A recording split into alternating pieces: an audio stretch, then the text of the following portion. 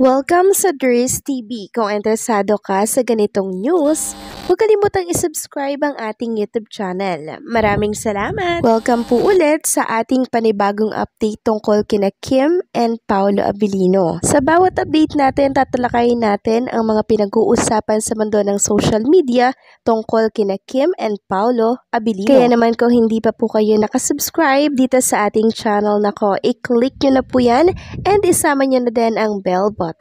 So ayan, welcome back again sa ating YouTube channel mga kakimpaw, and sa update natin ito, ang pag-uusapan natin ay tungkol sa mga importanteng kaganapan kina Kim and syempre kay Paolo Abilino.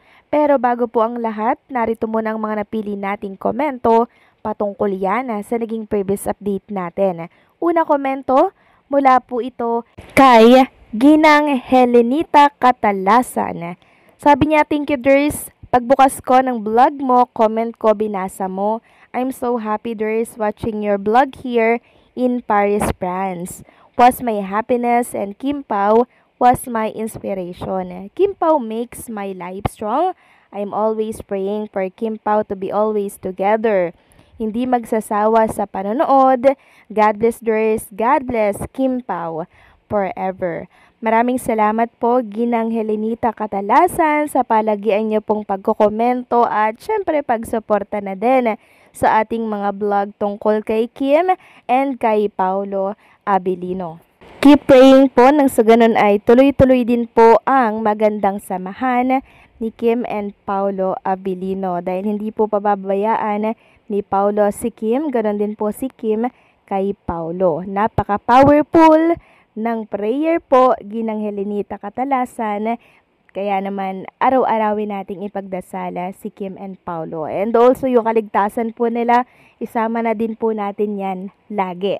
Maraming salamat po. Mag-iingat po kayo dyan sa Paris, France. God bless po. Mabuhay kayo. At ang pangalawang komento natin, mula naman yan kay Ginang Norma Dayag. Sabi niya, yes, Dries TV, let's be true to Kim Pao. Whatever nega-bash to them, just ignore them. Kasi yung mga ganyan na tao ay desperado na sila sa buhay. Kaya huwag na silang patulan. Anyway, the more they bash, the more blessing to come. To all of you basher of Kim Pao, the more blessing to come to Kim Pao. God bless Kim Pao fans, bloggers, and all senior citizen nationwide. So maraming salamat po sa palagiang pagkokomento, Ginang Norma Dayag. Tama po kayo, hindi na dapat pang pinapatulan ang mga bashers na yan dahil lalo lamang silang sumisikat at syempre mas lalo silang natutuwa pag pinagtutuunan po natin sila ng pansin. Pero pagdating kay Kim and Paolo Abilino, pag below the belt na po yan, talagang papatulan ko yan mga kakimpaw. Sorry na po, no? Kasi ayoko lang talagang nababash po si Kim. And ganun din si Paolo Abilino. Ito po ay pagmamahal lamang natin na kung saan hindi talaga natin mapigilan yung mga nararamdaman natin pag tungkol na po kay Kim and Paolo. So, simulan na po natin ang ating talakayan mga kakimpaw. So, di ba kahapon nagtanong po ako sa previous update natin kung sino sa tingin ninyo ang bumili po ng watch na kung saan ay couple si Kim and Paolo. So, hati po ang komento ng mga Kimpaw fans natin. May nagsasabing kay Paolo, may nagsasabing kay Chinita Princess. Katulad na lamang ng komento ni Van849, sabi niya, may feeling ko si Pao bumili kasi sinasabi dati ni Kimi na napaka-generous ni Paolo. Thank you so much muli for sharing, Miss Dries. Happy tayo mga kakimpaw. Then ang komento naman po ni Ma'am Rose Ann Pagio. Sabi niya, hello Miss Dries, feeling ko si Kim kasi mahilig siya sa relo. Yung sa shoes naman si Pao, ang ganda ng samahan nila. Give and take, pag ganito ang mag-couple, sigurado sila na hanggang dulo. Yes po, hanggang dulo na yan. Ipag-pray lang natin mga kakimpaw.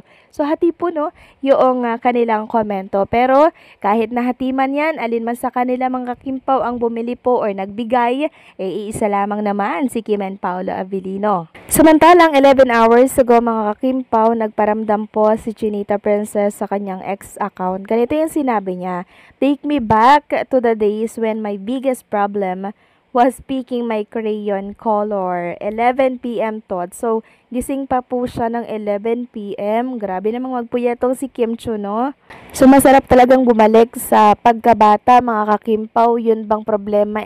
Napakasimple lang. Ngayon kasi ang dami-dami ng problema na to the point na hindi na natin ma-handle. Pero walang problema na hindi po kayang lagpasan, mga kakimpaw. Yan po yung lagi nating isipin. Samantalang ipapakita ko naman sa inyo, mga kakimpaw, eto pong kalagayan ng Team Alibay. Dito po yan sa Cebu. Eto po, lagi silang nagkakaroon ng meeting, lagi silang magkakasama dito, nagbe-brainstorming sila habang inaantay po si Kim and Paulo Abilino na kung saan ay nasa biyahe na po papunta po ng Cebu. Yes po, mga kakimpaw, ngayong araw lamang po yan. So kahapon, nagkaroon po si Kim Chu ng endorsement shoot, kaya siya ay ngayon lamang po nakaalis kasama po si Paulo Abilino. Pero ang nakakapagtaka dito, bakit wala man lang pong mga video at picture ni Kim Chu na naman na lumabas ngayong araw? Kasi kanina, nag-Instagram story po si Kim Chu na kung saan makikita nga dito sa background niya na nasa airplane na po siya. And with matching dila pa po yan, mga kakimpaw, na tila bagay iniis tayo o inaasar tayo nitong si Kim Chu na walang paayuda tayong nakuha, 'di ba? So kahit konting paayuda lang, Kim Chu or Paula Abilino, kasi yan ay kasiyahan ng mga oldies natin, lalo ng mga seniors. And kahit na wala pong nakita na paayuda ang mga Kimpaw fans natin, keep praying pa rin sila sa safe travel ni Kim and Paulo papunta po ng Cebu. Katulad na lamang ng naging post ng Kimpaw for Life na account dito sa X. Sabi niya, amping sa biyahe Kim and Pao, kung di man kalabisan, sana paramdam kayo paminsan-minsan ha. Mamimiss namin kayo sobra. Please know, dito lang kami, maghihintay. Sobrang nakaka-touch naman yung message nitong si Kimpaw for Life, no? Ang iksi lang pero malaman. So sana mabasa to ni Kim Chu at Paula Abilino at hilutin yung kanilang mga puso na wag naman silang madamot, 'di ba? Sa paayuda dahil ang dami pong nag-aabang sa kanilang mga fans, mga kakimpaw dito sa Manila ng mga update po tungkol dyan sa Cebu. Pero wag kayong mag-alala, mga kakimpaw. Gagawin natin yung makakaya po natin para makapag-update tayo ng mga nangyayari po kay Kim and Paula Abilino. So, hindi po yan spoiler update lang kung ano pong nangyayari sa kanila kasi I'm sure simula ngayong araw, wala na naman si Chinita Princess sa It's Showtime. Simula na naman ito ng crisis sa ayuda ng mga picture ni Kim and Paula Abilino, mga Kimpaw. Pero gagawin ko yung makakaya natin para makakuha tayo ng mga update sa kanila para hindi po kayo malungkot, mga kakimpaw. So ipag-pray natin ang safe travel ni Kim and Paulo. Talagang sumakses sila sa pagnininja po nilang dalawa. So paano, mga kakimpaw, hanggang dito na lamang po ang update natin. Pasensya na po kayo sa boses ko. May sipon at may ubo lang po ang inyong lingkod. So hanggang dito na lamang po ang update. Maraming salamat po sa patuloy na pagsuporta.